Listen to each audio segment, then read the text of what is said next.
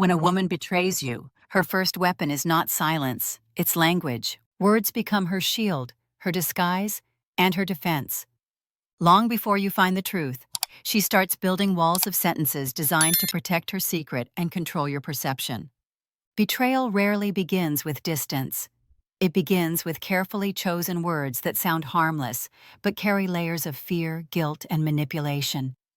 These words aren't random, they're psychological tactics.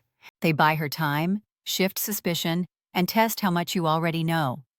When you understand what these early words mean, you'll stop listening to her tone and start hearing her truth. The first thing she'll say is, "You're imagining things." That line appears almost every time. It's the perfect emotional sedative. She knows you feel something is wrong. Your instincts have caught the scent, but she can't afford for you to trust it. So she labels your intuition as insecurity. It's not an argument. It's a manipulation. By calling you paranoid, she takes control of the narrative. This is called gaslighting, a psychological strategy to make you doubt your own reality. You'll replay the situation in your mind, questioning whether you're overreacting. That self-doubt is exactly what she wants. Because the moment you second-guess your perception, she gains control of your emotions. It's not just denial, it's domination through calm deceit. Then comes the second phrase. "Why are you always so suspicious?" It sounds like frustration, but it's actually projection. She's taking her own guilt and throwing it onto you. By accusing you of being controlling or jealous, she shifts the moral high ground. Now you're the one defending yourself instead of asking questions. Notice her timing. She says it when you're closest to the truth. Betrayal thrives on emotional imbalance, and this line tilts the balance instantly. A loyal woman reassures you when you express concern. A guilty one attacks you for feeling it. The louder she accuses you of being too suspicious, the deeper her fear that you've already seen what she's hiding. Her third phrase often sounds cold but practical. "I just need time to myself." This is where the betrayal takes emotional shape. She starts carving space out of your relationship to spend time in her secret world. Suddenly, privacy becomes sacred. She guards her phone, stays out longer, or changes her daily rhythm. When you ask, she'll cloak her absence in the language of independence. "I just need time to think."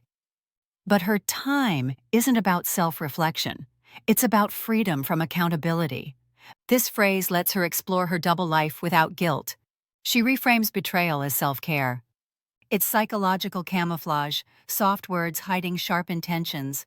And then when you notice she's distant, she'll add the fourth line, "You're pushing me away." This is emotional inversion, the final defense of a woman who knows the truth is close. By saying this, she rewrites the story. Suddenly, you become the reason she's disconnected. It's a powerful tactic because it mixes guilt with confusion.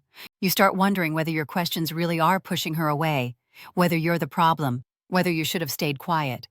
But make no mistake, when she says "you're pushing me away," what she's really saying is, "You're getting too close to the truth." Her guilt is turning into resistance, and the only way to silence it is to make you feel guilty for noticing it. Dr. Alina Rose explains that betrayal operates on three psychological defenses: denial, projection, and inversion. Denial hides the truth. Projection blames you for it. Inversion rewrites reality to make you the villain. These words, "You're imagining things," "Why are you so suspicious?" "I just need time," "You're pushing me away," are not coincidences. They're the language of those defenses. And once you hear them in sequence, it's not confusion anymore, it's confirmation. What makes these phrases powerful isn't the words themselves, but the emotional tone behind them. Notice the calmness. Notice how she doesn't panic, how she stays composed, even amused. That's not confidence, it's calculation. Guilt has trained her to stay emotionally neutral because she knows an emotional outburst would expose her. Her stillness is rehearsed. She's practiced these words in her head long before you ever heard them. The hardest part for most men is that these lines sound reasonable. They sound like something a normal woman would say, and sometimes they are. But when they arrive together, when they appear suddenly after her behavior shifts, when her tone turns defensive where it used to be gentle, that's when you know. You're not hearing her honesty, you're hearing her fear of exposure. So what should you do when these words come? Don't shout, don't beg, don't argue, just observe. The moment you react emotionally, you become predictable, and she regains control. But when you respond with silence, when you meet manipulation with composure, her mask begins to crack. Guilt can't survive calm energy. Stay still, speak little. Watch her reactions to your quiet.